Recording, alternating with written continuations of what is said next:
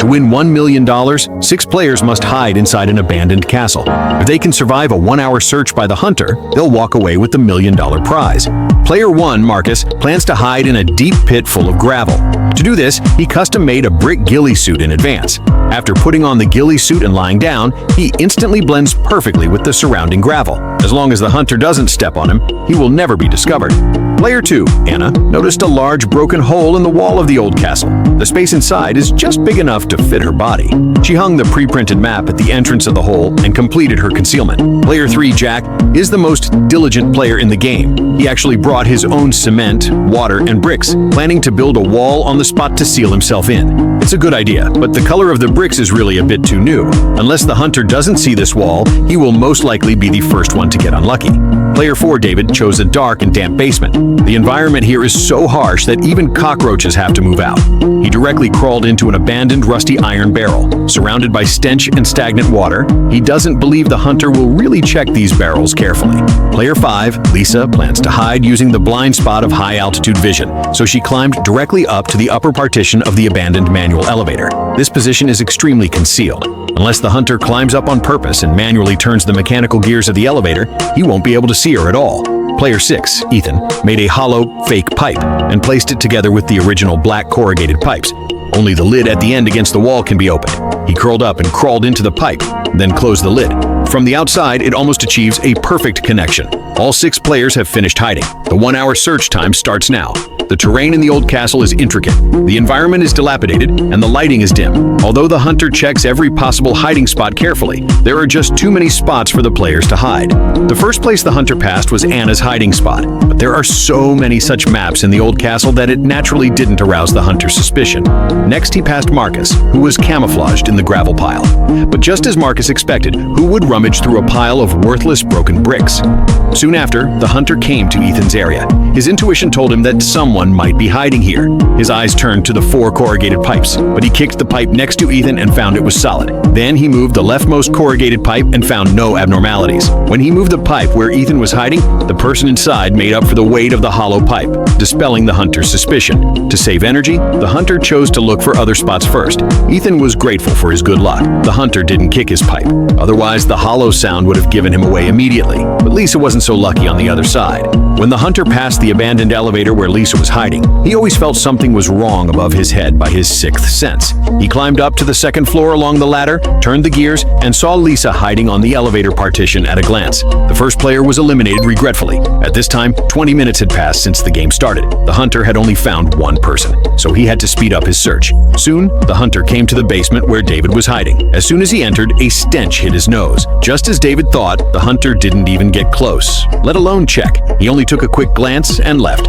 Every corridor in the old castle is very similar, and the hunter didn't even know where he was. Wandering around, he came to Jack's spot and noticed something was wrong at a glance. In a centuries-old dilapidated castle, a brand new red brick wall suddenly appeared. It was simply an insult to the hunter's intelligence. Without any suspense, before the cement was dry, Jack was pulled out. Half the time had passed, and the hunter started to focus on searching the places he had ignored. As time ticked by, he checked every suspicious spot carefully. When he returned to the wall where Anna was hiding again, he didn't just look with his eyes this time. He reached out to check and finally found the hole behind the map. Anna was also eliminated regretfully. Next, the hunter came to the pipe area where Ethan was hiding again. He didn't look carefully when he passed by the first time, but this time he checked every pipe thoroughly. When he was about to move the pipe where Ethan was hiding, Ethan, who was hiding inside, lost his balance and made a noise. The hunter instantly locked on the target, lifted the lid, and captured his 4th prey without any surprise. But at this time, only the last few minutes were left before the challenge ended. Only David and Marcus remained on the field. The hunter returned to the gravel pile area again. The beam of his flashlight shone straight on Marcus. At this moment, the audience in front of the screen held their breath, but the hunter's gaze only stayed for a moment before turning elsewhere. That pile of gravel looked too much like a pile of debris. Finally, the time ran out. The hunter shouted "End" to the empty old castle. When Marcus stood up from the gravel pile and walked in front of the hunter was completely stunned. This camouflage technique was simply textbook level. On the other side, David, who had endured the stench in the iron barrel for an hour, also successfully held on on until the end. It has to be said that the ideas for this hide-and-seek game are so wild that you couldn't come up with them without 20 years of brain fog. If you were to challenge it, how many minutes could you last? To win $1 million, 6 players must hide inside a museum in Moscow. If they can survive a 60-minute search by the hunter, they'll walk away with the $1 million prize. Player 1, Henry, he stacked several huge oil paintings like a millefeuille, hollowing out the middle in advance to make a hiding spot. From the front, it just looked like a pile of abandoned paintings tossed casually in the corner. Nothing felt out of place. Player 2, Ethan, planned to hide in an electrical box. He built this prop electrical box to fit his exact size, and it looked exactly the same as a real one. The space was so tight he couldn't even turn around. But once the cabinet door was shut, you couldn't find a single flaw. Player 3, David, asked a friend to pose as the museum's front desk attendant. He crawled under the front desk chair himself, using a blanket and the girl's skirt to cover his hiding spot. His bet, the hunter would never think to lift the girl's skirt to check. Player 4, Sophia, not focused on visual trickery. She put on a custom-made ghillie suit covered in realistic fake leaves, squatted down in the pile of greenery in the corner, and instantly turned into a potted plant. As long as she didn't move, in the dim lighting, this was the perfect invisibility trick. Player 5, Anna, first piled a bunch of statues in the hallway to confuse the hunter, then squeezed herself into a tiny fireplace. From the outside, this spot didn't look like it could hide anyone at all. The position was as uncomfortable as it could get, but it was definitely an extremely concealed hiding place. Player 6, Marcus, had his eye on the solid wood desk in the reading room. He hollowed out the inside of the desk to make a sealed space that could only fit one person. It was so hard to breathe once he got inside, but it was definitely the perfect hiding spot. Once all 6 players were hidden, the 1-hour search countdown officially began. As soon as the hunter walked into the lobby, he ran into the staff member sitting at the front desk.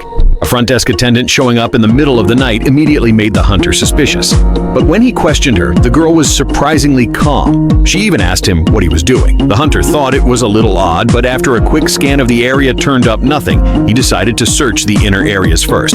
After entering the lobby, the hunter didn't miss a single corner that might hide someone, but he found no clues at all.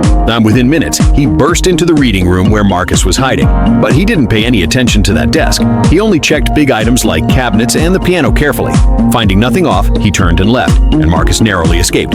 Just as he turned into the hallway, the hunter caught sight of the statues Anna had left on the table. He could tell these were obvious distractions, so he just glanced at them and moved on. When he entered the room, the hunter still checked every spot carefully. When he reached the fireplace where Anna was hiding, he noticed sharply that the dust on the fireplace looked like it had been wiped off.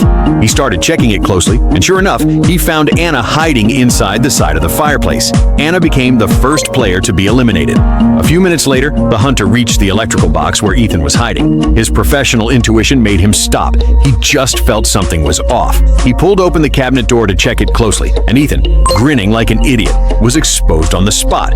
Who would have thought such a hidden spot would be broken through so quickly? Having caught 2 players, the hunter's confidence skyrocketed, and he kept sweeping down the hallway. When he passed a pile of oil paintings, he tried to move them to check if anyone was behind them. But the moment he touched them, the stack of frames wouldn't budge at all, like they were glued together. The hunter checked the front and soon found the entrance behind the paintings. Henry, hiding inside, became the 3rd player to be eliminated. After dealing with Henry, the hunter kept searching down the hallway and soon reached Sophia's hiding spot. But just as he leaned in to take a closer look, Sophia knew she couldn't hide anymore. She suddenly stood up and actually scared the hunter. Just like that, Sophia became the 4th player out. By this point, only 20 minutes were left in the game. The only players left were David, hiding at the front desk, and Marcus, hiding in the desk. The hunter wandered around and headed back to the front desk. This time, the more he looked at this front desk girl, the more unusual he thought she was. He tried to go in and check, but the girl suddenly got mad, chewed him out for being rude, and warned him not to come close. The hunter had to give up for the moment, but her over-the-top reaction made him even more sure. There was definitely something wrong at the front desk. For the rest of the time, the hunter launched a second round of a thorough search, turning every corner of the museum inside out. He even burst into the reading room where Marcus was hiding several times, but that desk hiding someone never caught his eye. He kept missing Marcus over and over again. When only 3 minutes were left on the countdown, the hunter charged back to the front desk. As the seconds ticked away, he didn't care about being a gentleman anymore. He asked repeatedly to check the area, and the girl couldn't really say no at this point. The moment the girl stood up, David, hiding behind her, could only hunch over and move to the side. And the hunter caught him red-handed on the spot. David was unfortunately eliminated in the last few seconds before the challenge ended. After eliminating David, the 1-hour search time was up. The hunter had to announce the end of the challenge. During the reveal, when Marcus crawled out of that desk, sweating bullets, the hunter was stunned. He couldn't believe his eyes. He checked that room several times, and he never noticed this hiding spot. In the end, Marcus was the only one who made it to the end, taking home the $1 million prize. So here's the question. If it were you, would you have found Marcus hiding in the desk? To win 1 million yen, 8 players must hide in every corner of the school. If they can evade a 20-minute search from 285 students, they'll walk away with the 1 million yen prize. Player 1, Kurashina. He built a fake elevator right in front of the real one and hid in the gap between the two. Next to the elevator doors, he wrote a tiny note. Press both buttons at the same time to open. It all came down to whether the students were paying attention. Player 2, Ishikawa. He modified a library desk, widened it so he could hide inside. One book on the desk was a trigger. Only when you flipped to its last page would you see his face. Player 3, Matsuo. He painted his face pitch black and squeezed himself into a custom-made tire the crew left on the playground. Close his eyes, and he was basically invisible. Player 4, Kikuta. He chose to hide in the gym. Instead of changing the space, he just crawled under the gym's original green safety net. From far away, if you weren't paying close attention, you'd never spot him. Player 5, Shizuka. She noticed plenty of ventilation ducts around the teaching building, so she found an inconspicuous spot, built a fake duct, and hid inside. No flaws at all. Player 6, Mukai. He hid in the storage room, which was stacked with cardboard boxes. Instead of hiding in a box, he built a secret compartment behind the wall.